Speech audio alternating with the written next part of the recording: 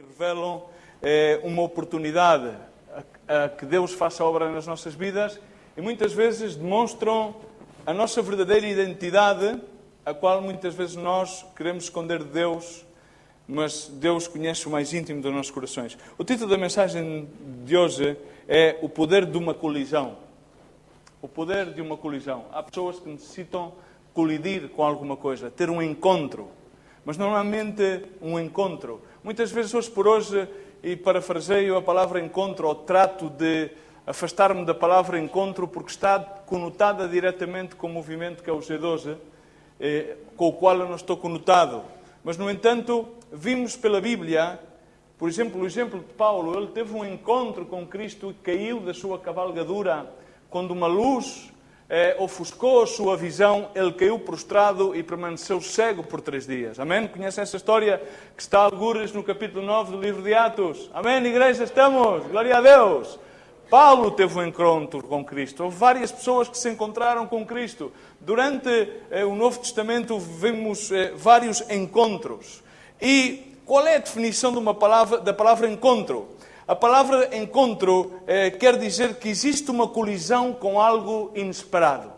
Por isso eu digo que há pessoas que necessitam colidir com alguma coisa do que não estão à espera. Normalmente as pessoas, quando se congregam no lugar, estão sempre à espera de algo. Normalmente as pessoas, quando vêm a Deus, vêm sempre com uma lista de petições. Portanto, estão à espera de algo. E aquilo que Deus quer fazer na tua vida e na minha vida é algo totalmente inesperado. Diz comigo, inesperado. Amém? Diz ao teu irmão, à tua irmã, ao teu amigo, ao teu inimigo. Deus quer fazer algo inesperado na tua vida.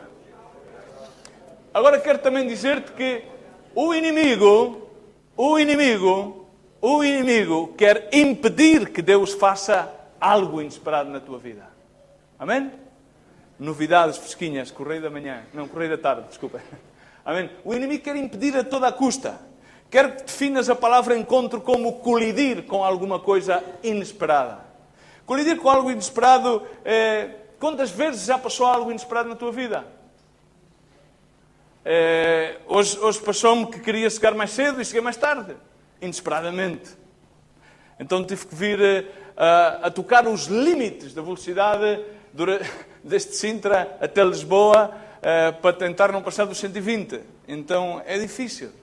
Mas sempre sucede algo inesperado. Algo que nos quer desviar do propósito de Deus. Amém? Agora, esse algo inesperado que eu estou a falar contigo nesta tarde é algo que quer levar-te ao propósito de Deus. Estás-me a entender? Se não estás, volto a explicar-te. Sucedem coisas inesperadas que nos querem separar do propósito de Deus. Mas uma colisão causada, provocada por Deus, um encontro com Jesus Cristo, colidir com Jesus Cristo em qualquer área das nossas vidas, causa algo inesperado que nos leva a remitir ao propósito que Deus tem nas nossas vidas. Amém? Entendemos? Irmãos, sempre temos a tendência nas nossas vidas a tratar de assegurar-nos e dar as coisas como garantidas. As pessoas querem encontrar estabilidade. Diz comigo, estabilidade. Quem é que não quer estabilidade nestes dias? Que se debate o Orçamento Geral do Estado para o próximo 2011 e que ouvimos o Governo continuamente a dizer que nós temos que apertar o cinto.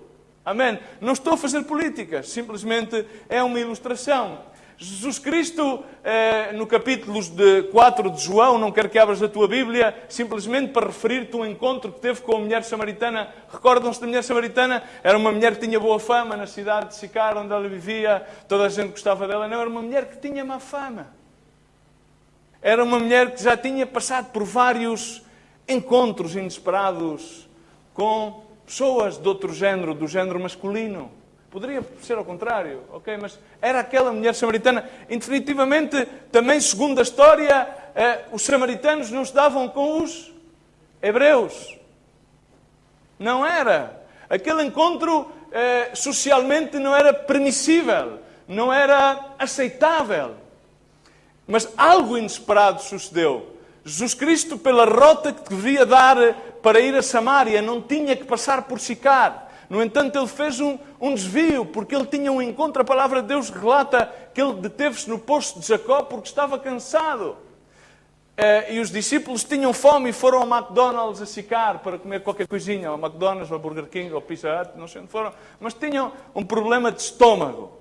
E esse problema estomacal necessitava ser adereçado, eles necessitavam comer qualquer coisinha. E Jesus Cristo não fez exceção, nem chateou-se, deixou-os entrar em Sicar. No entanto, ele parou no poço de Jacó, porque lhe era necessário, diz comigo, me é necessário colidir com Cristo. Eu gostaria que tu colidisses com Cristo. Eu quero colidir com Cristo. Hoje por hoje, mais que nunca, necessito que na minha vida haja uma colisão contínua com Cristo. Hoje vemos em como as coisas que aparentemente antes nos eram favoráveis, tornam-se desfavoráveis. Vemos como a tão chamada liberdade pela que lutamos tornou-se um pouco desfavorável. Vemos em como no seio da liberdade, afinal, não há tanto essa justiça com a qual se apelava em anos de opressão na história do nosso país. Vemos que aquilo que aparentemente parecia ser favorável, então torna-se desfavorável e agora, passado tantos anos, dizemos: uau, as coisas estão difíceis. Na verdade, estão difíceis, mas volto a dizer, se tu aceitas a Cristo como teu Senhor e teu Salvador, se Jesus Cristo é o Senhor da tua vida, se Cristo é por ti, então quem contra ti? Se tu vives o Evangelho da colisão com Cristo, não temos maneira alguma ter de temer alguma coisa. Simplesmente temos que cobrar ânimo e continuar a colidir-nos com Cristo. Amém? Quer dizer, aqueles que conhecem a Cristo, aqueles que têm ao Senhor como Salvador e Senhor das suas vidas, nós sabemos que há tempo nos quais temos colisões com Deus e sucedem coisas das quais nós não esperávamos. Por isso vou voltar a utilizar a palavra: uau, não estava à espera disto. Algo passou. Podem ser colisões das mais diversas formas. Pode ser uma colisão com uma dificuldade. Acontece nas nossas vidas, amém? Pode ser uma colisão na qual Deus revela-nos algo que temos que fazer na nossa vida, que vai de encontro àquilo que nós queremos fazer. Pode suceder que Deus venha subitamente e cause um milagre da nossa vida que nós há tanto tempo estávamos à espera, que já tínhamos perdido a esperança que ele acontecesse. Ser que Deus venha à nossa vida e nós estejamos a desfalecer e Ele venha subitamente, inesperadamente, e nos traga um renovo de visão. Seja de que forma seja, isso acontece sempre de uma forma, diz comigo, inesperada, e diz comigo, sempre me surpreende. As coisas mais difíceis que encontro hoje na igreja é que a igreja que és tu e sou eu, somos dificilmente surpreendidos. Então, significa que não colidimos com Cristo. Quando tu não colides com alguma coisa, quando tu vais a conduzir, tens que evitar colidir. É verdade. Tens que evitar colidir com outros veículos, porque senão torna-se chato, tens que pagar o seguro, pode haver a morte de alguém. Então não há que colidir. Mas na vida cristã, continuamente temos que colidir com Cristo. Quando nós colidimos com Cristo, significa que quando nos encontramos face a face com Deus, algo surpreendente vai passar na nossa vida. Amém? Diz comigo, eu quero colidir com Cristo. Diz ao teu inimigo, ou ao teu amigo, perdão, que eu sei que aqui não é inimigo. Ao teu irmão, à tua irmã que está ao lado. Tens que colidir com Cristo. Tens que colidir com Cristo. Irmãos, quando nós colidimos com Cristo, então há sempre o resultado. Vou outra vez utilizar uma figura do tráfico. Tu vais no teu veículo. De repente, alguém que pensava que sabia conduzir, mas afinal não sabia conduzir, e que ia sempre com o pé no travão e tu davas-te seguro que era só a luz vermelha que ia acendida, mas que realmente era só por medo que a senhora normalmente, ou o senhor, passa a expressão para não ser feminista ou masculinista, não sei como é que é a minha palavra. Então, de repente, realmente o carro trava e resulta que tu colides com ele por trás. Pelo código da estrada, tu tens a culpa, caro irmão. Sabemos isso? Colidistes. o que é que acontece? Daí sucede o quê? Um conjunto de quê? Consequências. Há que preencher a parte do seguro, às vezes chama-se a polícia. Bom, e então passa-se. Quando há uma colisão, isso provoca sempre algo. Diz, vamos fazê-lo pedagógico. Quando colidimos, provoca sempre alguma coisa. Causa sempre alguma consequência. Normalmente inesperada. E quase sempre surpreendente. Porque resulta que não contavas com um acidente de veículo, tinhas o teu orçamento para aquele mês e quando chocaste com o veículo tens um gasto extra nesse mês ao qual não consegues fazer face. É algo que te surpreende. Por assim dizer, deixa-te às vezes em maus lençóis. E faz então com que tu recorras, já não é ao crédito bancário, se não é ao crédito rápido, enfim, há muitas outras situações. Deus quer ter uma colisão contigo e comigo para provocar naqueles que não conhecem a Cristo um novo nascimento. Naqueles que já conhecem a Cristo, trazer-lhes um renascimento. Diz comigo, renascimento. Amém. Um novo despertar. Amém. Estamos. Um renovo das suas forças. Um renovo da visão. Deus quer colidir contigo para que, surpreendentemente, quando tu pensas que não podes ganhar uma batalha contra o território inimigo, tu possas começar a tomar possessão ao território do inimigo e a ser verdadeiramente a luz que resplandece. Não a tua luz, não a luz da tua denominação, não a luz dos teus princípios, ideologias ou filosofias que aprendeste durante a vida, mas sim a luz de Cristo que dissipa todas as trevas. E o inimigo retrocede à medida que um encontro, uma colisão com Cristo na tua vida acontece. Porque isso vai causar com que alguma coisa mude em ti. Mude em ti. Diz comigo, mude em mim. Eu não sei, eu necessito mudar.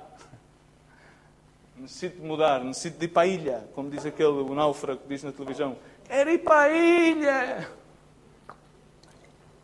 A igreja precisa de ir para a ilha. A igreja necessita colidir com Cristo. A igreja necessita de permitir que Deus venha mudar os nossos conceitos, mudar aquilo com o qual nós continuamente tomamos por garantido da nossa cultitis e da nossa ritualística cristiano-evangélica ou evangelástica.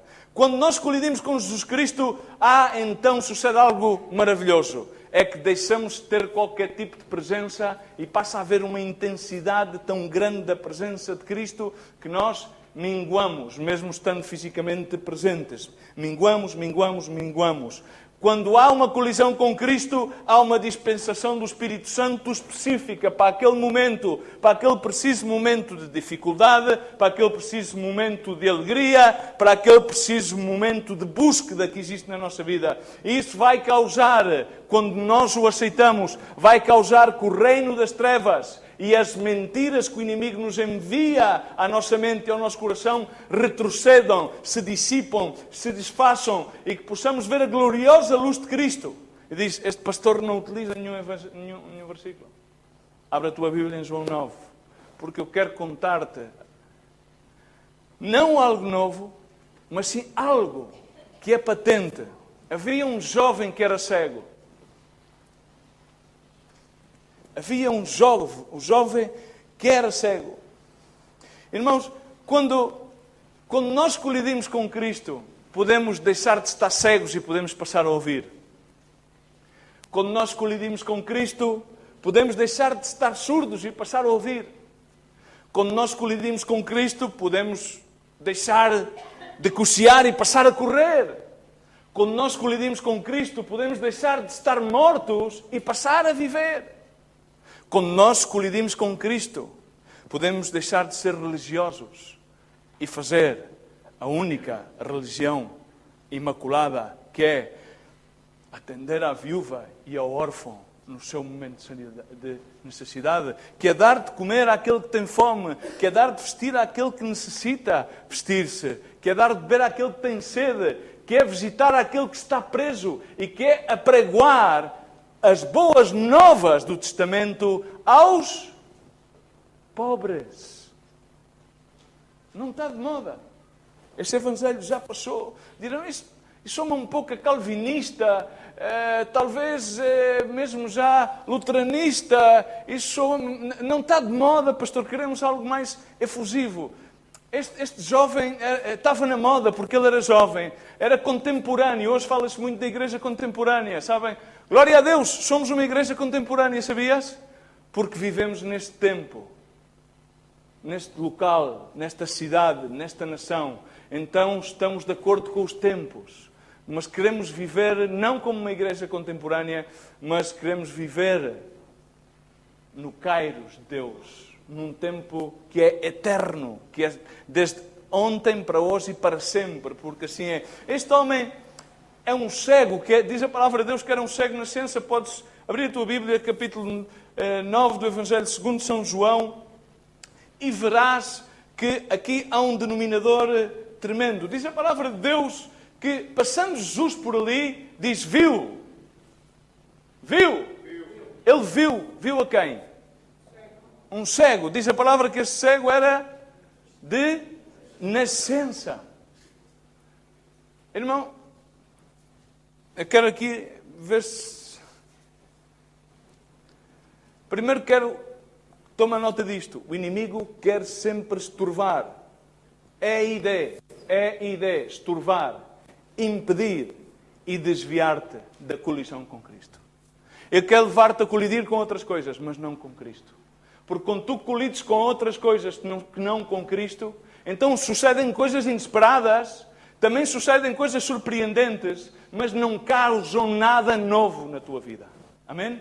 Permanecerás da mesma maneira. Poderás encontrar uma igreja cristã, evangélica, moderna, contemporânea, mas que não faz com que tu mudes, porque não colidiste com Cristo. Podes estar no ministério e não colidir com Cristo. Amém? Portanto, tu não mudas. Então, aqui ele viu um homem, diz a palavra de Deus. Jesus viu. É necessário que vejamos. A palavra de Deus diz que devemos lavar os nossos olhos como o clorídrio. A palavra de Deus relata que os nossos olhos são a lâmpada do nosso corpo. E se nós vemos com bons olhos, então todo o nosso corpo está em luz, está na luz de Cristo. Mas se vemos com maus olhos, com uma má perspectiva, com uma má visão, então o que é que acontece? Todo o nosso corpo está em trevas. Toda a nossa vida é trevas. Jesus viu aquele homem. Mas Jesus não viu aquele homem como um homem mais. Ele não se preocupou ou não o identificou pelo seu bilhete de identidade, com o seu cartão de cidadão. Ele identificou-o com a sua necessidade. Deus sabe qual é a tua necessidade.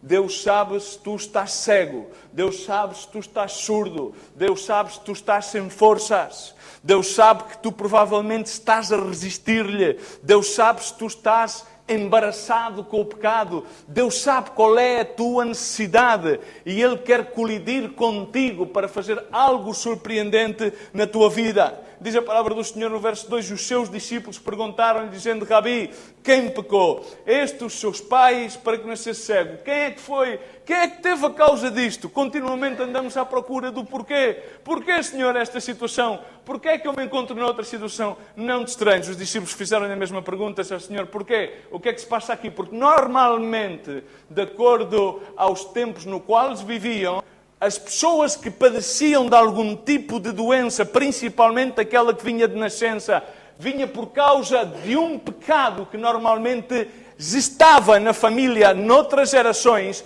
e ia passando de geração em geração e normalmente à terceira geração era quebrantado, era roto e essa pessoa passava a ser livre. Essa eram as costumes. Nós temos muitas costumes entre nós. Costumes que não provêm de Deus, que são culturais e estão latentes na nossa sociedade na qual nos movemos a cada dia. Amém? Por isso os discípulos fizeram essa pergunta. Então Jesus respondeu-lhes: rapaziada, quero dar-vos uma nova notícia. Notícia fresquinha. Nem ele pecou, nem os seus pais. Nem os seus pais pecaram. Mas foi assim, significa esta situação, esta ceguez, este jovem está aqui, foi assim para que se manifestem nele as obras de Deus. Amém?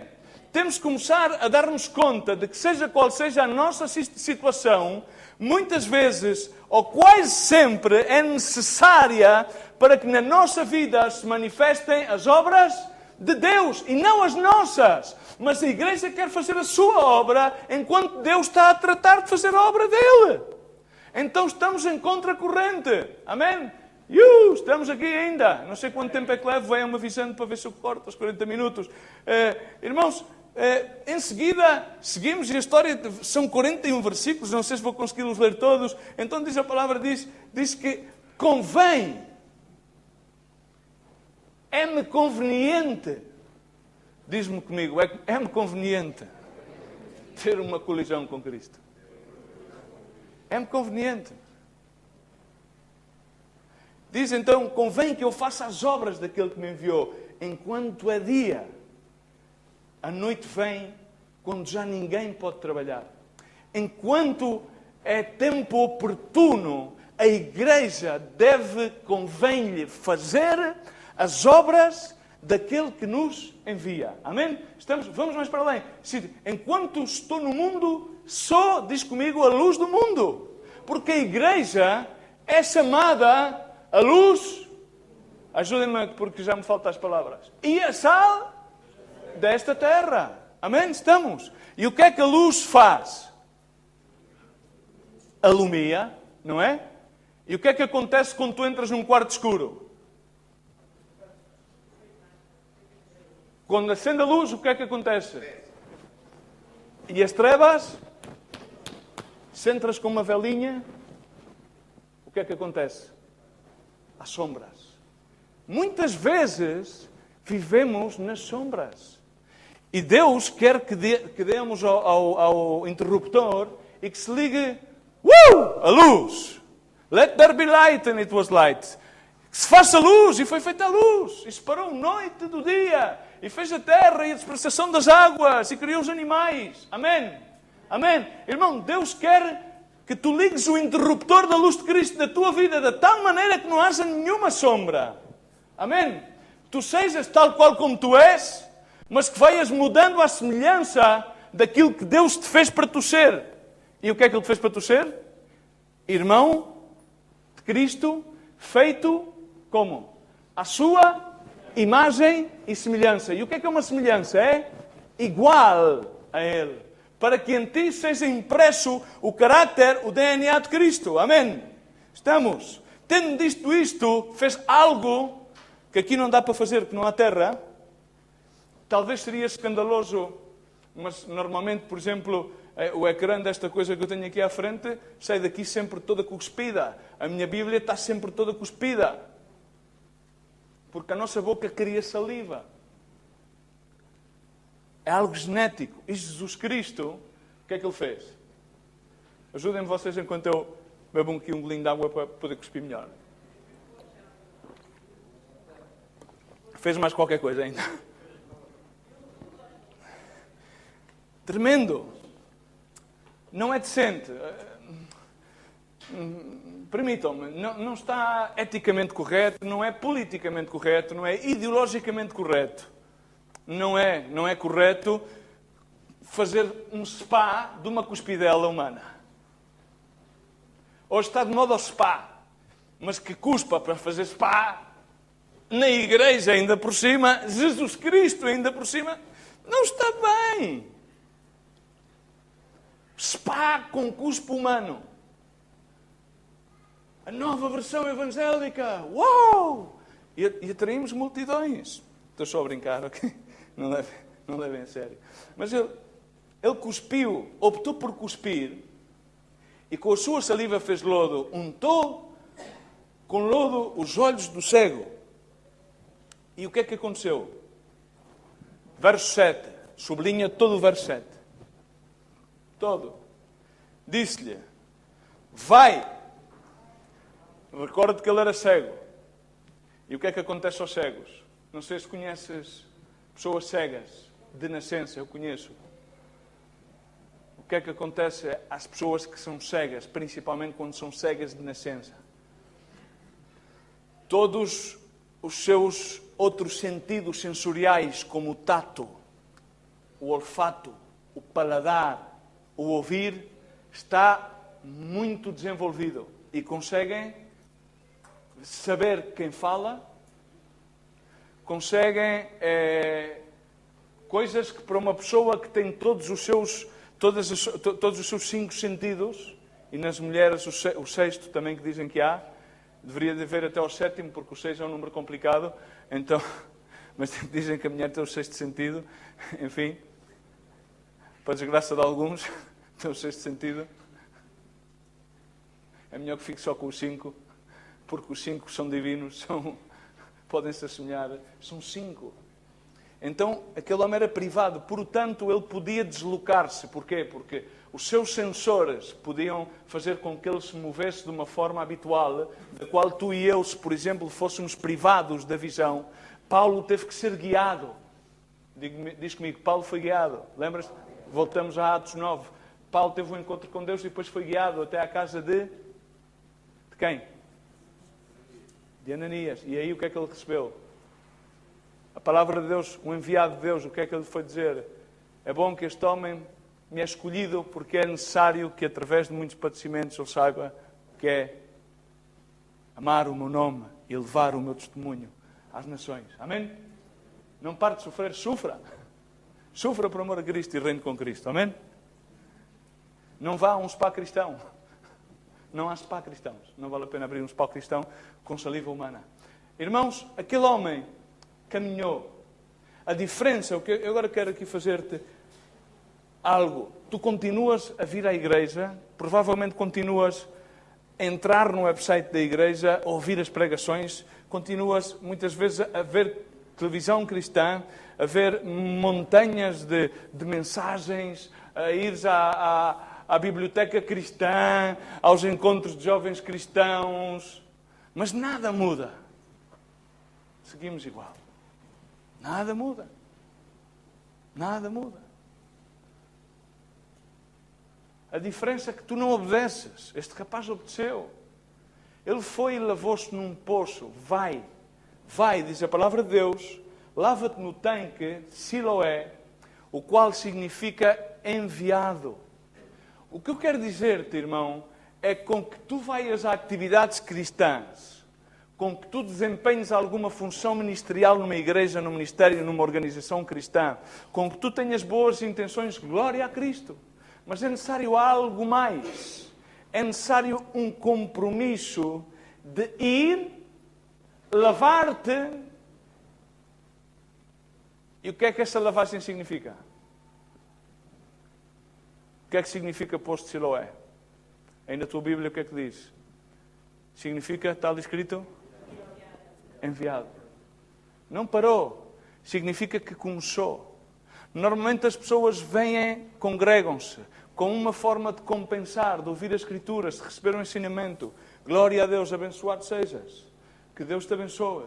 Mas é necessário que tu colidas de tal forma com Cristo, que Ele vá de encontro à tua necessidade. Ele sabe qual é a tua necessidade, de tal forma que tu possas ir ao poço de Siloé, lavar os teus olhos, lavar os teus ouvidos, lavar os teus pés, lavar o teu coração, lavar as tuas mãos, lavar o teu corpo inteiro, de tal forma que vaias, que tu digas, sou um enviado de Deus, porque me é necessário fazer as obras daquele que me enviou, disse-o anteriormente, irmãos. Aqui o que passa é que normalmente nós ficamos pelo ir, receber a palavra e a parte do poço já depois de lavar-nos, lavamos-nos, tomamos banho na sangue de Cristo, banho na água, na palavra de Deus, comemos o corpo de Cristo, mas depois não damos o passo mais além de querer realmente na palavra e de ir, é aqui que eu sou enviado a fazer as obras Não as minhas obras, mas as obras daquele que me enviou. Jesus Cristo sabia isso.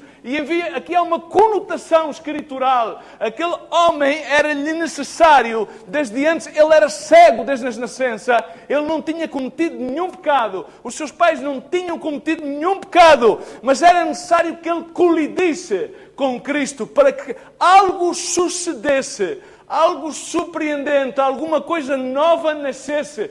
E é que aquele simples jovem passasse de ser um jovem cego e passasse a ser um jovem transformado pelo poder de Deus e, mais que isso, lavado e, em cima, enviado. Amém? Isaías era jovem.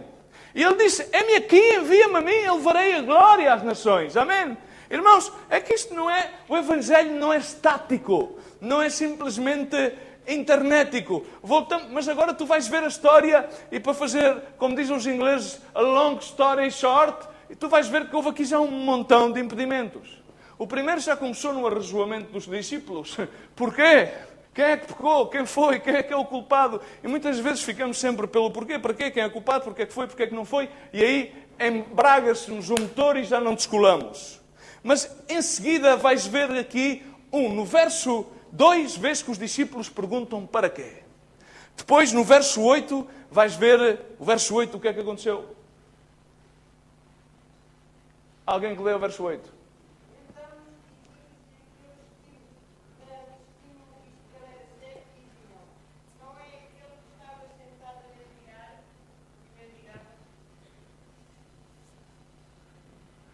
A primeira palavra foi como? A segunda, dos vizinhos, outro contratempo. No verso, alguém lê o verso 12.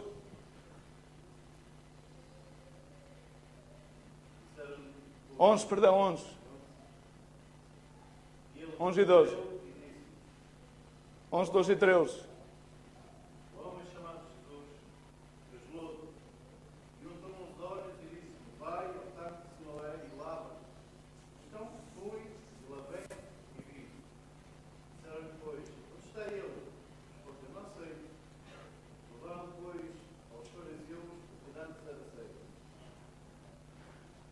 Como a resposta daquele homem foi tão simples, o que é que o levaram a seguir?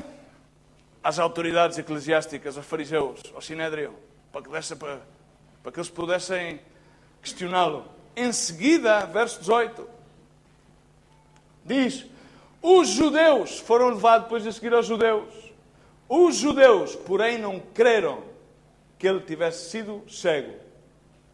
E em seguida ainda teve outro contratempo. Foram os pais. Os pais, quando lhes perguntaram sobre o filho, disseram, ele já tem idade suficiente. Significa que tinha mais de 12 anos. Estamos? Perguntem-lhe a ele. Não perguntem a mim. Porque senão estavam a ir de encontro às leis tradicionais. Aqui vem, irmão, aquilo que eu estava a compartilhar contigo. Quando Deus escolhido contigo para fazer algo surpreendente, mesmo assim continuam a suceder circunstâncias que querem deter o propósito de Deus. Volto de novo ao verso 7. Diz a palavra de Deus, ele foi. Significa, foi ao posto de Siloé. O qual diz enviado. Devemos ser enviados. Foi e pôs, e diz, lavou-se. E ao lavar-se, voltou a ver. Ele disse, já vejo! Uau! O que é que interessa como? Ele deixou de ser cego e passou a ver. Amém? Ele deixou. Pensa bem.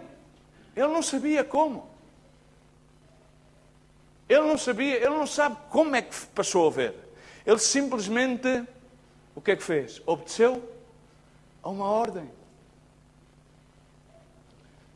Aqui não há uma conotação escritural que diga que este jovem sabia que Jesus Cristo fazia milagres. Não há essa conotação.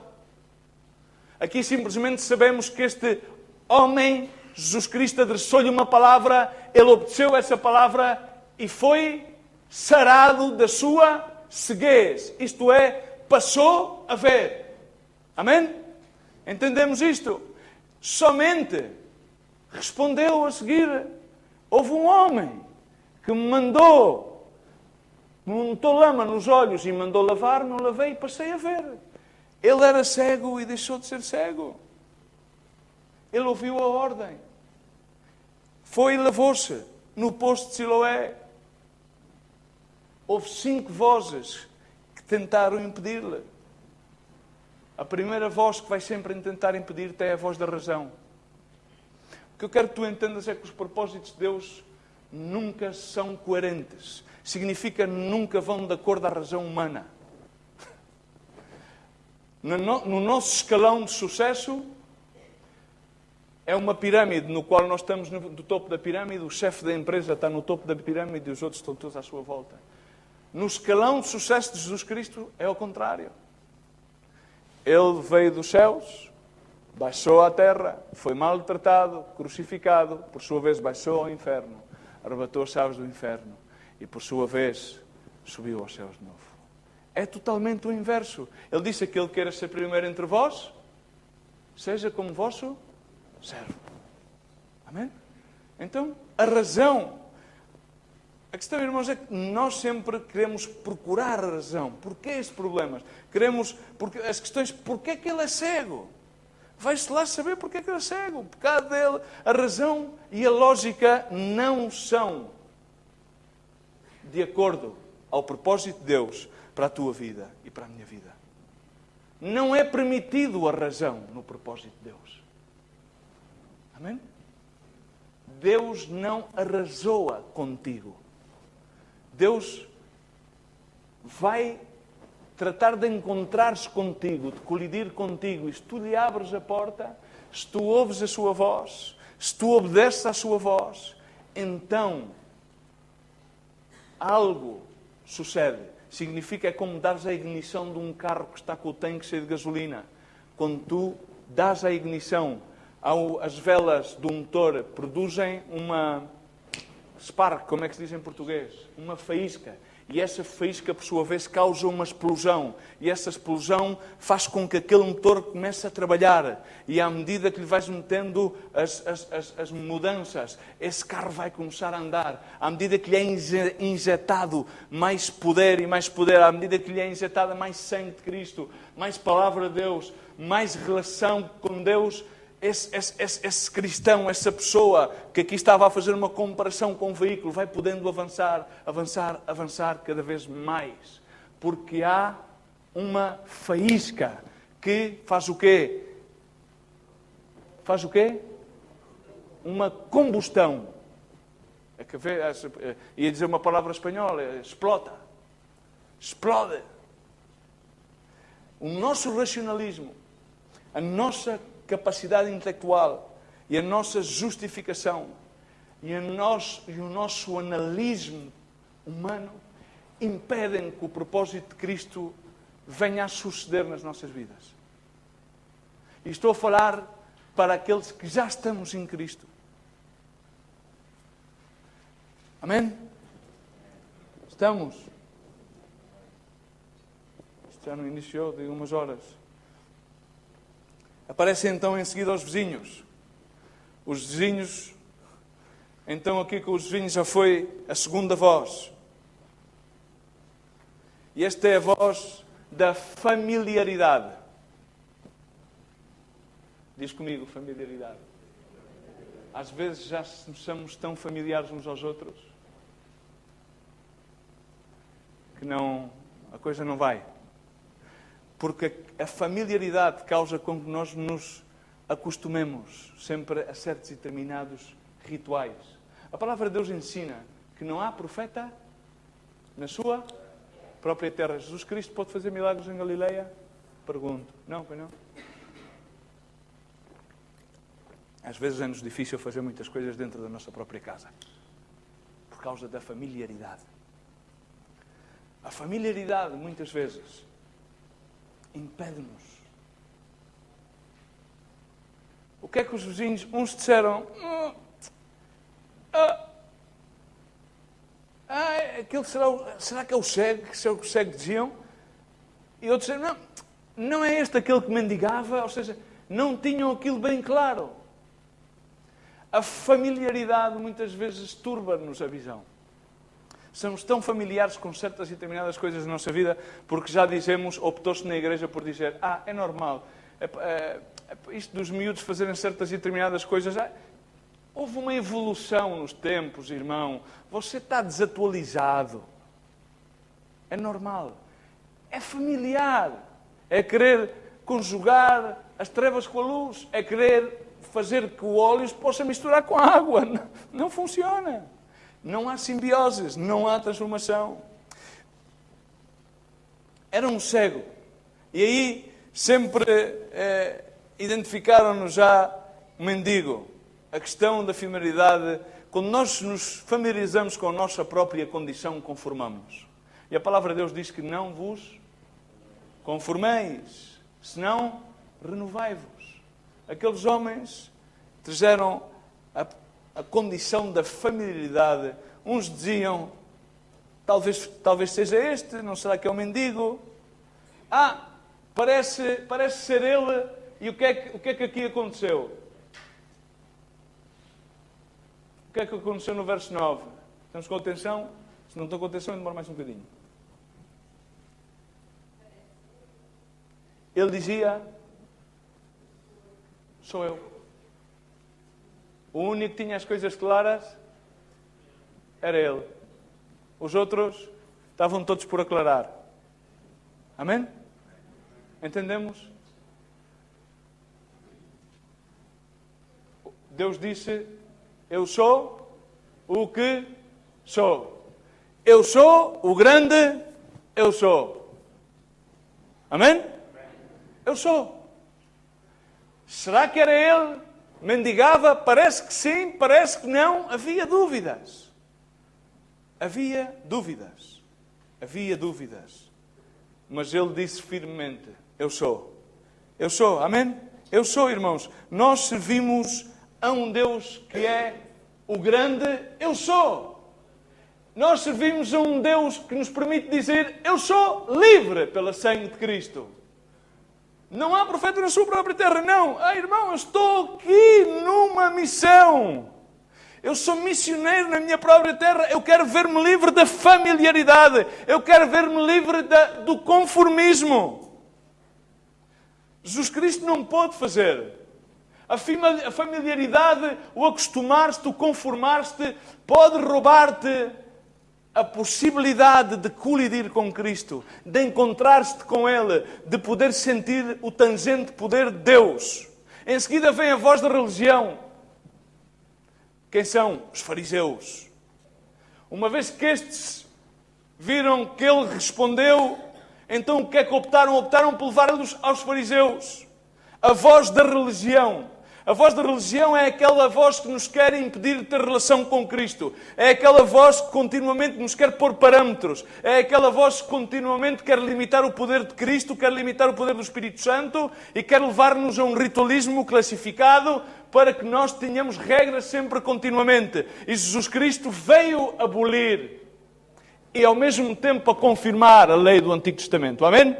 E Ele veio a trazer liberdade por meio da sua sangue. Diz que quando Ele desfaleceu, sucumbiu e entregou o seu Espírito na cruz, e disse, Pai, a Ti te entrego o meu Espírito, diz que então, o que é que aconteceu? Rasgou-se o véu do templo. Permite que eu e tu possamos entrar em comunhão sagrada, colidir, dizer, antes eu era cego, mas agora vejo. Porquê? Porque Cristo encontrou-se comigo. Irmãos, algo ainda mais impressionante é que era o sábado. Ainda no outro dia estavam a organizar a viagem para Jerusalém, precisávamos de fazer uma consulta e a irmã tinha que ligar antes daquela hora porque era o sábado e as empresas fechavam àquela hora. Cumpriam radicalmente com aquelas tradições. E o que é que aconteceu com os fariseus? Levaram-nos depois aos fariseus, no verso 13. Era sábado quando Jesus fez o lodo e lhe abriu os olhos. A conotação religiosa. Tornaram, pois, também os fariseus a perguntar-lhe. Começaram a inquirir-lhe como vira. E ele disse, pôs-me o lodo sobre os olhos, levei-me e vejo. Então alguns dos fariseus diziam, este homem não é Deus. A religião vai dizer-te, isso não é Deus. Esse ritual não se faz assim.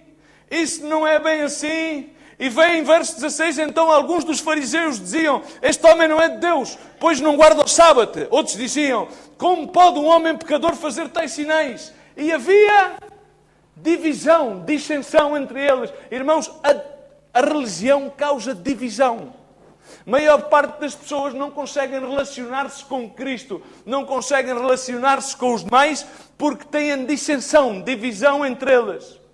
Não é ter diferentes perspectivas, porque a unidade de Cristo faz das diferentes perspectivas, das diferentes cores, das diferentes maneiras de analisar as coisas, mas há uma união no Espírito. Mas a religião causa divisão, essa divisão vem pelo juízo. O juízo, por sua vez, vem sem qualquer tipo de misericórdia e causa um modelo de pensar.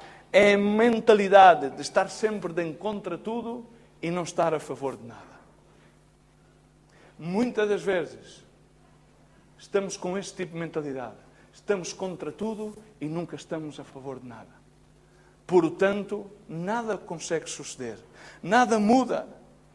Isso impede-nos de ter um encontro poderoso com Deus. Isso impede-nos de realmente colidir com Deus. Muitas vezes desenvolvemos uma mentalidade que nos fecha. Fecha-nos numa caixinha evangélica. Fecha-nos numa caixinha de tal forma que somos a igreja, mas não conseguimos ser a luz deste mundo. Porque estamos fechados em nós mesmos. Temos os nossos parâmetros. Mas aquilo que eu quero que tu entendas é que Deus não quer que estejamos segundo os nossos parâmetros. Ele diz em Isaías: mais altos são os meus pensamentos que os vossos pensamentos. Maiores são os meus caminhos que os vossos caminhos. Não podemos conceber. Temos que entender que servimos o grande eu sou e não servimos o grande eu fui. A religião serve um grande eu fui. A igreja viva, a igreja que se encontra, que colide com Deus, diz: eu sirvo o grande eu sou. E uma vez fui cego e agora eu vejo. Não por esforço nem por obras, mas pela pura graça de Deus Ele me salvou. Vejo. A quarta voz foi a voz dos judeus. A voz dos judeus, que é a voz da descrença. Da descrença absoluta, verso 18. Os judeus, porém, não creram que ele tivesse sido cego. Simplesmente não acreditaram. Não, irmão, desculpe lá, mas eu não acredito nessas coisas. Isso é uma história que passou naquele então. Não creio. Não creio. E muitas vezes estamos contaminados. E não creram. E o que é que fizeram? Chamaram os pais. Claro, chamaram os desprezos. Agora eu quero dizer-te uma coisa, irmãos. Muitas vezes conotamos a descrença com aquilo que se nos avizinha. Eu conheço pessoas que dizem: como é que é possível que haja Deus e, no entanto, continuem a morrer tantas crianças? Eu sou médico, vejo crianças a morrer diariamente nas urgências. Se há Deus, como é que responderias a esta pergunta? Da mesma maneira que há luz, há trevas. Da mesma maneira que há bondade, há maldade. E à causa da maldade, o amor de muitos se esfriou. Amém? E há muito cristão frio. Não conseguem amar. Conhecem a letra, mas não conseguem amar. Enchem-se de descrenças, de dúvidas, de como, racionalização, como. Primeira. Segunda. Será que é? Será que não é? Descrença. Inquietude. Mas é que não é bem assim porque tal e pascual. E a descrença vem do interior. A descrença não vem do exterior. Sempre queres desculpar-te que é aquilo que passa afora. Não. Quando não acreditas, vem do teu coração. E quando há descrença, não é possível que o propósito de Deus se cumpra. Mas, irmãos, Deus quer que se cumpra. Começaram-lhe a perguntar quem foi, quem é que fez. Foi um homem chamado Jesus. Segundamente, quem? Mas explica-me outra vez quem é que fez. Foi um profeta. À terceira vez respondeu-lhes: foi um homem de Deus. Foi um homem enviado por Deus. Porque se não fosse Deus, nada podia fazer. Irmãos, este jovenzinho não tinha ido a uma igreja evangélica. Mas ele sabia que aquilo que lhe aconteceu naquele momento não podia ter sido feito se não fosse Deus. Mas, irmãos, tu estás aqui hoje, desejas coisas para a tua vida, queres, anelas, desejas, queres livrar-te de ansiedades, queres provavelmente que Deus te dê uma esposa, queres provavelmente que Deus te restabeleça o gozo da salvação, queres talvez renovar a visão, mas, irmãos, a coisa é muito simples. É que este rapaz chegou ao verso 36 e depois de ser excluído já por tudo, e se repararam, ainda falta aqui o denominador número 5. Foram 4. Mas vou saltar ao verso 36. E depois de ele ter sido excluído pelos judeus, pelos fariseus, questionado pelos discípulos, interrogado pelos vizinhos, Jesus, diz a palavra de Deus, que ouviu que o tinham expulsado e encontrado, disse-lhe: crês tu no Filho de Deus?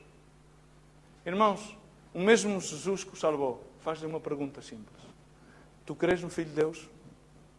E ele respondeu e disse: quem é ele, Senhor, para que nele creia? Quero que vejas a simplicidade do discurso. Este homem tinha sido sarado por Jesus Cristo. De aí, ele não estava à procura do milagre. Ele não se congregava à procura do milagre. Ele não ia atrás de um slogan evangélico que diz: esta é a tua noite, esta é a noite do teu milagre, este é o teu dia. Não. Ele tinha simplesmente tamanha necessidade que ouviu a voz de alguém que o mandou fazer algo que não era algo muito tradicional, que talvez fosse até de encontro às suas capacitações higiênicas. Fê-lo, foi sarado e agora encontra-se de novo com esse homem depois de ser expulso de todos os demais. Os próprios pais, que é o quinto denominador, e já vou terminar. Os próprios pais, vamos agora voltar ao verso 20. Os seus pais responderam aos judeus no verso 9, perguntaram, dizendo: este é o vosso filho que vós dizeis ter nascido cego, como pois vê agora? Então no verso 20 os seus pais responderam e disseram: sabemos que este é o nosso filho e que nasceu cego. É uma constância. Isto é verdade. Mas disseram: mas agora como vê, não sabemos. Ou quem lhe tenha aberto os olhos, não sabemos. Já tem idade, já tem mais de 12 anos. Perguntei-lhe a ele mesmo e ele falará por si mesmo. Os seus pais, verso 22, disseram isto, nota bem, porque temiam os judeus. A voz do medo inibe-te de teres um encontro, uma colisão com Cristo que realmente te transforme, te mude. Que possas dizer: antes queria ouvir, mas não ouvia médias, agora já ouço. Antes tinha a visão meia perturbada, mas agora já vejo. Antes andava meio cambaleando na igreja, mas agora já posso correr. Antes pecava, era um leproso, mas agora já sou sarado, já não sou leproso. E agora, antes não era um enviado, estava simplesmente como um membro sentado, mas agora é aqui que sou um enviado. As coisas mudam radicalmente quando há um encontro com Deus. Mas, no entanto, a igreja senta-se continuamente e se faz, com a jogada do medo, atribui a responsabilidade aos outros. Pergunta-lhe a ele, porque eu o que não quero é sofrer penalidades por causa da religião. Podes constatá-lo no verso 22, porque eles sabiam que iriam ser expulsos e apedrejados da sinagoga, porque não podiam dizer que tinha sido Cristo. E eles sabiam que era Jesus Cristo. Este jovem não sabia. E na simplicidade, Jesus Cristo perguntou-lhe e ele respondeu: quem é ele, Senhor, para que eu possa crer? Quem é Cristo? Quem dizes tu que eu sou? Quem dizeis vós que eu sou? Perguntou Jesus Cristo. E Jesus Cristo lhe disse: tu já o tens visto. E ele é aquele que fala contigo. E ele simplesmente respondeu de uma forma muito simples, dizendo-lhe: creio, Senhor, e adorou. Creio, Senhor, e adorou. Um encontro com Deus, uma colisão genuína, verdadeira com Deus. Não é um encontro pré-formulado. Não é um encontro previamente anunciado. Algo que acontece inesperadamente, no qual tu te encontras e colides com Deus, faz com que tudo mude na tua vida. Vais passar de deixar de ser cego e vais passar a ver. vais passar de deixar simplesmente estar sentado e vais passar a ser um enviado. Vais passar de ser alguém com umas manchas de lepra e vais passar a ser sarado de toda a lepra, que é significado do pecado. Não vais ter pústula, não vais ter uma carcaça a tapá-la. Vais ser livre. Dizer uma coisa eu sei, antes era cego e agora vejo, para a glória e honra de Deus. Quem é que foi? Foi um homem que cuspiu na terra, fez lodo, pôs-me o lodo nos olhos, mandou-me lavar e depois eu vi. Quem é que foi? Mas diz-nos quem é que foi. Foi um profeta. Mas diz-nos quem é que foi, por favor, outra vez.